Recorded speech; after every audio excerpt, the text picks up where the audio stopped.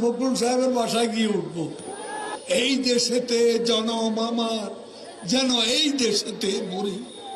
আমরা এই দেশেতে জন্মি, এই দেশেতে মরবো, পালাবো না। কোথায় পালাবো? পালাবো না। প্রয়োজনে ফখরুল সাহেবের বাসায় গিয়ে উঠবো। কি জায়গা দেবেন? না হলে ঠাকুর গায়ের বাড়ি আছে, ওই বাড়িতে গিয়ে উঠবো। ঠিক আছে? মুরব্বী মুরব্বী,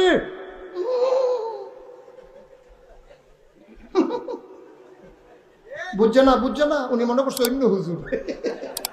সিফা দিয়ে বইয়া তাহের ও বোয়াতেনি হুইতালান হেই চিন্তা করে না বইয়া তাহের ঘরে কইতাস আরো কইতে আছি, আরো কিছু কথা লইয়া যান, বাইর যাইবেন জহ দুইটা কথা লইয়া যান।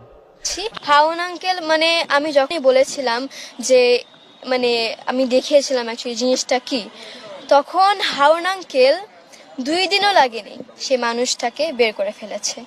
এখন সে ভিতরে আছে। এই এই সোনামণি বসো, জান তুই গেছো হ্যাঁ নয় নতুন নতুন নাটক কম করো প্রিয়। তুমি যে অন্যজনের প্রেমে আসক্ত, ওইটা তোমার ব্যবহারে বোঝা যায় প্রিয়। পুলিশকে ফোন দেবো। প্লিজ আমাকে ক্ষমা করে দাও, প্লিজ প্লিজ আমাকে ক্ষমা করে দাও, প্লিজ। কেটা আম পড়েছে?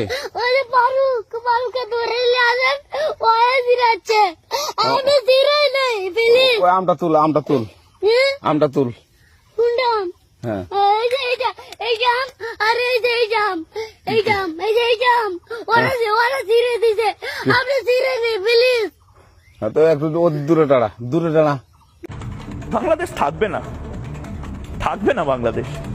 আমি বলছি না আজকে আমি চিৎকার করবো না, আমি আজ রেগে কোনো কথা বলবো না, আমি অভিমান করছি, আমি শোকাহত। দিবি হারুন সাহেবের মতো লাগতেছে।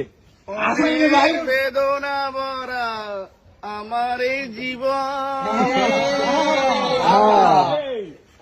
আমি আর ব্যথা পেতে চাই না। কষ্ট আরো কটা লাইন কও।